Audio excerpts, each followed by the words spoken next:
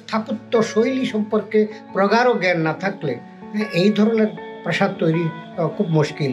40% tribal মানে local.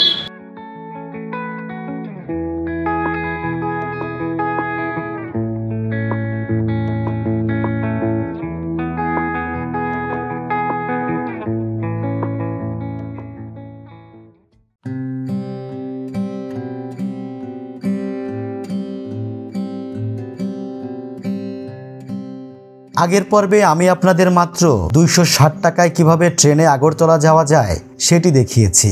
যারা দেখেছেন তাদের ধন্যবাদ জানাই, আর যারা এখনো দেখেননি তারা ফেসবুক কিংবা ইউটিউবে গিয়ে দেখে আসতে পারেন।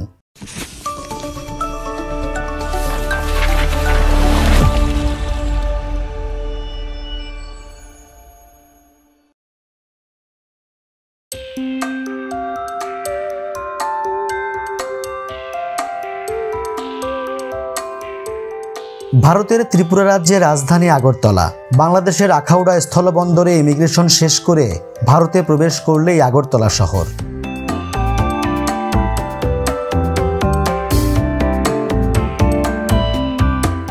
হাতের তালুর মতো ছোট শহর আগরতলা। এর আয়তন মাত্র ৭৬.৫০৪ কিলোমিটার। ২০২২ সালের হিসাব অনুযায়ী শহরটিতে ৫,৭৮,৫৭৭ জন মানুষ বসবাস করেন। এর মধ্যে পুরুষের সংখ্যা ২,৯১,৬৭৬ আর নারীর সংখ্যা ২,৮৬,৯০১ জন।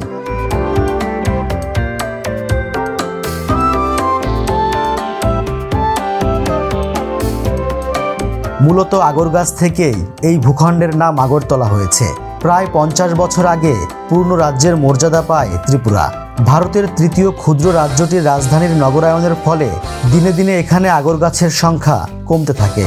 তবে আজও শহরের পুরনো কোনো বাড়ির এক চিলতে আঙিনায় আগর গাছ দেখতে পাওয়া যায়।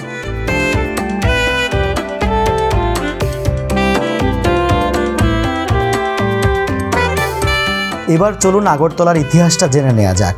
১৯৪৭ সালে ভারতের অন্তর্ভুক্ত হওয়ার আগ পর্যন্ত এই ত্রিপুরা শাসন করত মাণিক্য রাজবংশ। প্রায় ২৫০০ বছর ধরে এই রাজবংশের ১৮৬ জন রাজা ত্রিপুরা শাসন করেন।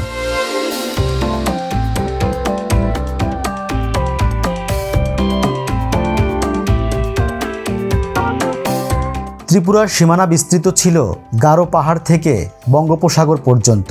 ১২৬৮ থেকে ১২৮১ সাল পর্যন্ত বাংলার শাসক ছিলেন তুগরল খান। তিনি সর্বপ্রথম ত্রিপুরার একটি অংশ জয় করে বাংলার সঙ্গে যুক্ত করেন। সুলতান হুসেন শাহ ১৫১৩ সালে ত্রিপুরার সমভূমি অঞ্চলের বৃহত্তর অংশ অধিকার করেন।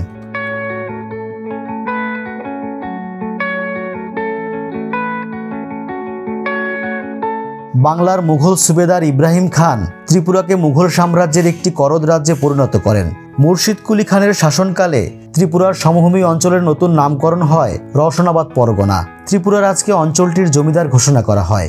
সে সময় ত্রিপুরার মাণিক্য রাজারা পাহাড়ে ত্রিপুরার অধীনস্থ রাজা হিসেবে পরিচিত ছিলেন।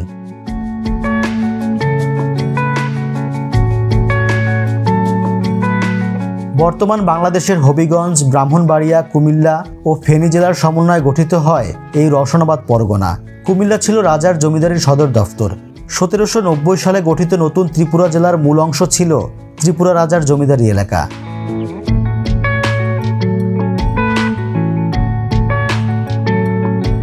ব্রিটিশ ভারতে ত্রিপুরা হয় স্বাধীন করদ রাজ্য। তৎকালীন দক্ষিণ ত্রিপুরার উদয়পুর ছিল স্বাধীন রাজতান্ত্রিক ত্রিপুরার রাজধানী। ১৮ শতকে মহারাজ কৃষ্ণমাণিক্য পুরাতন আগরতলায় রাজধানী স্থানান্তর করেন। ১৯বিংশ শতাব্দীতে রাজধানী স্থানান্তরিত হয় অধুনা আগরতলায়। ১৮৩৮ সালে আগরতলার পত্তন হয় মহারাজ কিশোর মাণিক্যর হাতে। সূচনা হয় ত্রিপুরার আধুনিক যুগের। পরে ব্রিটিশ শাসন ব্যবস্থার অনুকরণে ত্রিপুরার প্রশাসন পুনর্গঠন করেন মহারাজ বীরচন্দ্র মাণিক্য বাহাদুর দেব বর্মা।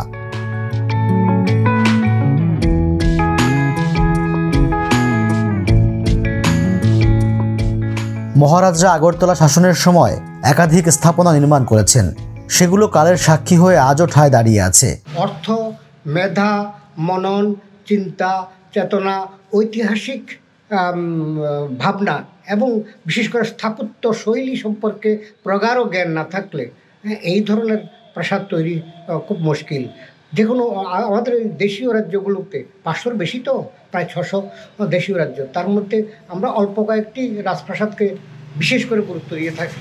তার মধ্যে মহীশূরের রাজপ্রাসাদ, আমরা তারপরে বোধহয় উজ্জ্বলত রাজপ্রাসাদের নাম আমরা করতে পারি।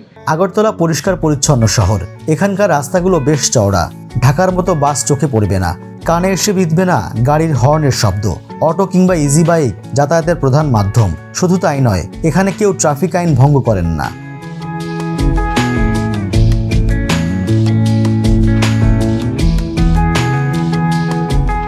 নিয়মিত আগরতলার সৌন্দর্য বর্ধন হয়, এর প্রমাণও ঘুরতে ঘুরতে পেয়ে গেলাম। কথা হলো একজন ভাস্করের সঙ্গে। কথায় কথায় তিনি আমাকে আগরতলা সম্পর্কে ধারণা দিলেন। নর্থ ইস্টের 7টা মানে স্টেট আছে, সেই 7টা স্টেটকে নিয়ে 7 সিস্টার বলে, যে এখানের মধ্যে ত্রিপুরা হলো একটা। এখানে 40% ট্রাইবেল মানে লোকাল, আর 60% মানে বাঙালি।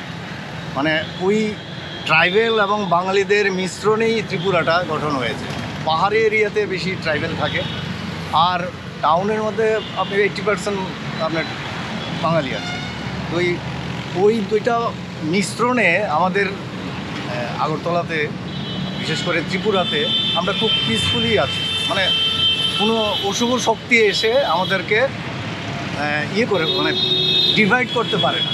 আগরতলার সঙ্গে বাংলাদেশের মুক্তিযুদ্ধের গভীর সংযোগ রয়েছে। 1971 সালের 17 এপ্রিল বাংলাদেশের মেহেরপুর জেলার বৈদ্যনাথতলার আম্রকাননে স্বাধীন বাংলার অস্থায়ী সরকার যে শপথ গ্রহণ করে তার সিদ্ধান্ত আগরতলা থেকেই নেওয়া হয়। 12 এপ্রিল আগরতলা সার্কিট হাউসে আওয়ামী লীগের শীর্ষস্থানীয় নেতৃবৃন্দ এক বৈঠকে বসেন। সেখানেই স্বাধীন বাংলা সরকারের সিদ্ধান্ত নেওয়া হয়।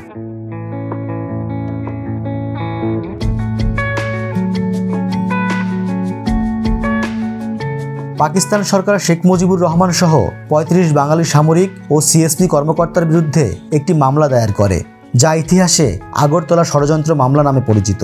এই মামলায় অভিযোগ করা হয় শেখ মুজিব সহ অন্যান্যরা ভারতের সঙ্গে মিলে পাকিস্তানের অখণ্ডতার বিরুদ্ধে ষড়যন্ত্র করছে। মূলত ছোটবেলায় পাঠ্য বইয়ে এই ইতিহাস পড়তে গিয়েই আগরতলা নামের সঙ্গে পরিচিত হই।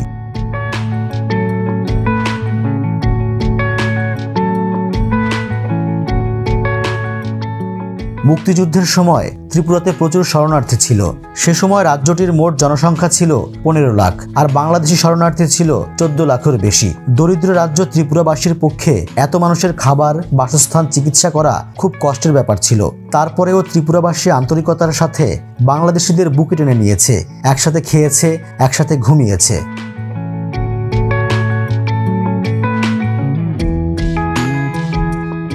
বাংলাদেশের প্রতি ত্রিপুরার মানুষের সেই ভালোবাসা এখনো কমেনি। সেটা আগরতলা গিয়ে বুঝলাম। বাংলাদেশ থেকে এসেছি শুনে তারা যেভাবে মূল্যায়ন করলেন তা সত্যি আপ্লুত হওয়ার মতো। স্বাধীনতা যুদ্ধে পশ্চিমবঙ্গেরও বড় ভূমিকা ছিল, কিন্তু স্বাধীনতা পরবর্তী সময়ে সেখানকার মানুষের সাথে আমাদের দূরত্ব সৃষ্টি হয়েছে, কিন্তু এখানকার মানুষের সাথে তা হয়নি। আমি মনে করি ভারতের যে কোনো অঞ্চলের চেয়ে ত্রিপুরার সাথে বাংলাদেশের সম্পর্ক সবচেয়ে ভালো ও বন্ধুত্বপূর্ণ। শুধু তাই নয়, তারা পশ্চিমবঙ্গের মানুষের তুলনায় অনেক বেশি অতিথিপরায়ণ। ত্রিপুরার 4টা সাইডের মধ্যে 3টা সাইডেই বাংলাদেশ, তাই বাংলাদেশের সঙ্গে আমাদের একটা নিবিড় সম্পর্ক আছে। এখানে খেলাধুলা হয়, বাংলাদেশ থেকে আসে, আর্টের এক্সিবিশন হয়, বাংলাদেশ থেকে আসে, আমরাও যাই। ইভেন আমার রিলেটিভও আছে, সিলেটে থাকে। আগরতলাকে বলা হয় স্মার্ট সিটি, কিন্তু এখনও সেভাবে উন্নত হয়নি শহরটি। এখানে কোনো জাতীয় টেলিভিশন চ্যানেল নেই। কেবল চ্যানেলগুলোর জনপ্রিয়তা ব্যাপক। বাংলাদেশের কয়েকটি চ্যানেলও দেখা যায় সেখানে, এমনকি বাংলাদেশের কয়েকটি পত্রিকাও পাওয়া যায়।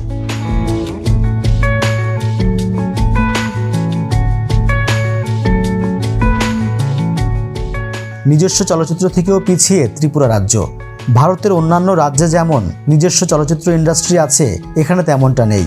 তবে সম্প্রতি ত্রিপুরা ফিল্ম অ্যান্ড টেলিভিশন ইনস্টিটিউটের উদ্বোধন করা হয়েছে। সেখানে আমি ঘুরে দেখেছি, মনে হয়েছে হয়তো শীঘ্রই আগরতলায় গড়ে উঠবে বলিউড টলিউডের মতো চলচ্চিত্র শিল্প।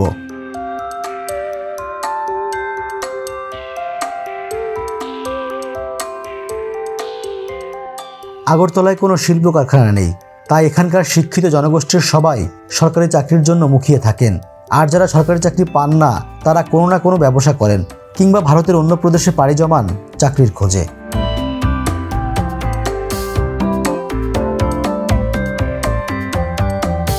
এবার রাতের আগরতলা ঘুরে দেখা যাক। রাতের শহরটিও বেশ সুন্দর। এখানে সকাল 11টায় দোকানপাট খোলা হয় আর বন্ধ হয় রাত 10টার মধ্যেই। খানিকটা আয়েসে জীবনযাপন করেন এখানকার মানুষ।